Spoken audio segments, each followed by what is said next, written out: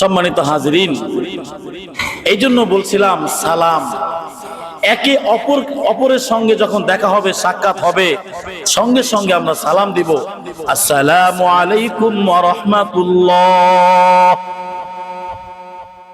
আবার যেই ভাই সালাম শুনবেন সেই ভাই সঙ্গে সঙ্গে সালামের উত্তর দিবেন, ওয়া আলাইকুম আসসালাম ওয়া রাহমাতুল্লাহি ওয়া বারাকাতুহু।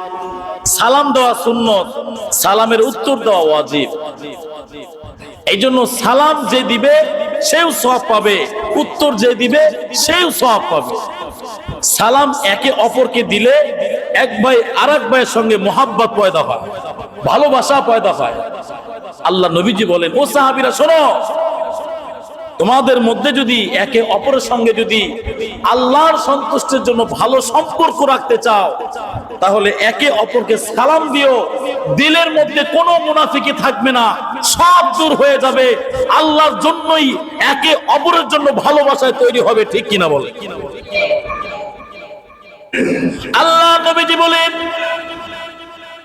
কোন দুশমন যদি কোন দুশমনকে সালাম দেয়, একদিন, দুই দিন, তিন দিন যদি সালাম দেয়, সালামের মধ্যে এত বরকত, এত রহমত আল্লাহ তাআলা রেখেছেন।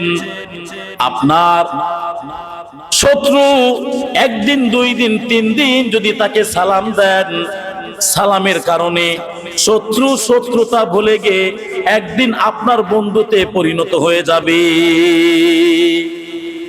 কারণ সালাম দেওয়া সবচেয়ে বড় ফজিলত হলো দিলের মধ্যে থেকে অহংকার দূর হয়ে যায়।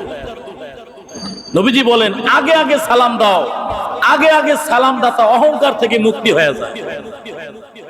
রাজি আছেন ইনশাআল্লাহ? একে অপরকে সালাম দিব তো ইনশাআল্লাহ? আল্লাহ তৌফিক দান করুন, সবাই বলি আমিন।